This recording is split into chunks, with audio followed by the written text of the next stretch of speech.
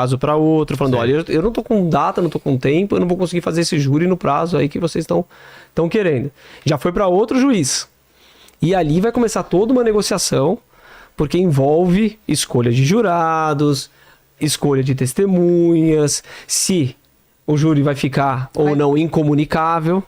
Se ficar incomunicável, provas, Vilela, você tira a pessoa do trabalho dela, você tira a pessoa da casa dela. Pelo tempo que for, viu? Pelo tempo que for. No caso do O.J. Simpson, as pessoas ficaram 260 dias. Ficaram um tempão longe de casa. E aí as pessoas podem perguntar, mas e a remuneração? Como é que fica? Depende. Depende de estado para estado. Tem estado que obriga o empregador acima de 10 empregados a continuar mantendo o salário daquela pessoa. Na maioria dos estados não é assim. E aí depende do teu acordo de trabalho com o teu empregador. Muita gente trabalha por conta própria, então elas têm perdas financeiras elevadíssimas. Elas não podem se recusar a estar no júri. Não podem.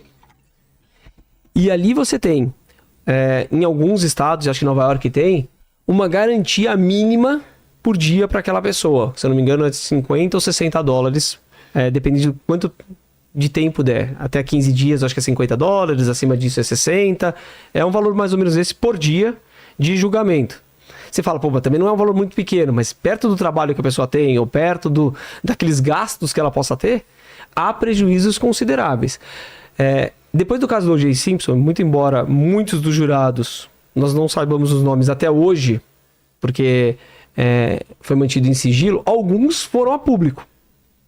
Alguns quiseram notoriedade, foram lá. Muitos desses colocaram as perdas financeiras que eles tiveram por tanto tempo. Perderam emprego, o outro teve separação no casamento, o outro teve o outro. São diversos os problemas quando você envolve um júri muito longo. Porque quando você está numa realidade dessa, e eu posso falar disso porque eu já passei por isso em julgamentos longos, o da Elise foi o maior júri com ré única do estado de São Paulo. Então foram 8 dias. Você está sempre preocupado no jurado, porque o jurado não está falando com a família, o jurado não está sabendo se o filho saiu, se o filho está bem de saúde, o que aconteceu com a mulher dele, a mulher não sabe onde o marido está, se aquela conta foi paga.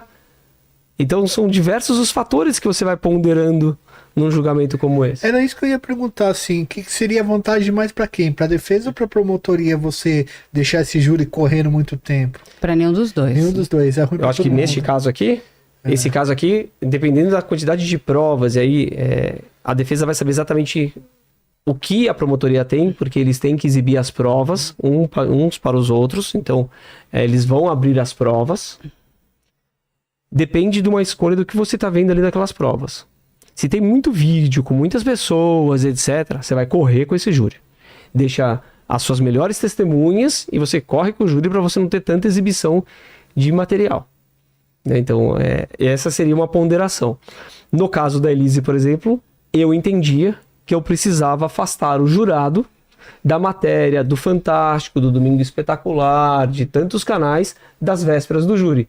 Então eu queria deixar o júri correr o máximo de tempo possível, por isso que foi longo, para que o jurado, quando ele fosse votar lá na frente, ele não lembrasse da matéria de jornal. Tá. Não fosse contaminado. Mas assim, é um júri complicado aí. E vamos lembrar que nos Estados Unidos tudo vai a júri. Causa civil e causa criminal. Então é muito comum as pessoas terem o dever, né? De ser...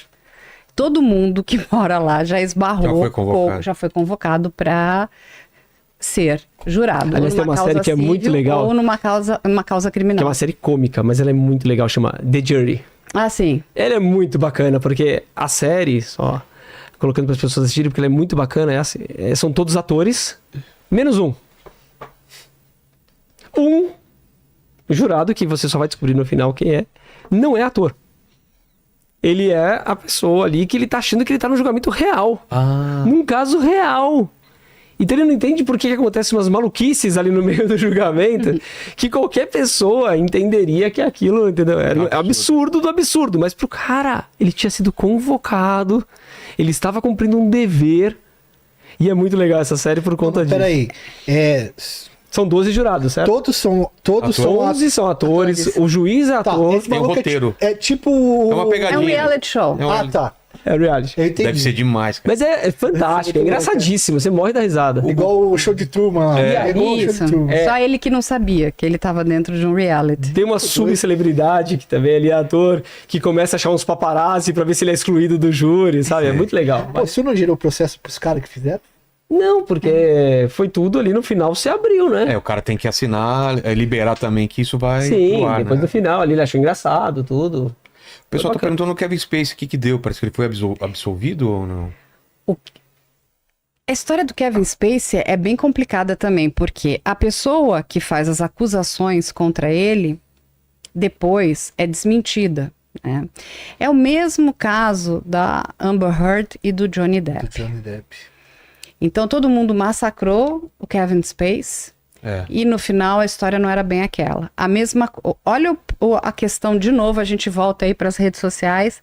Todo mundo abraçou a Amber Heard, não, porque Johnny Depp é um lixo, onda de cancelamento, ele perdeu um monte de contratos, enfim, a vida dele tinha virado um inferno. E aí foi uma grande estratégia ali da defesa do Johnny Depp de levar o caso, tirar o caso da Califórnia. Foi jogado na Inglaterra, né? Esse foi o primeiro, mas nos Estados Unidos.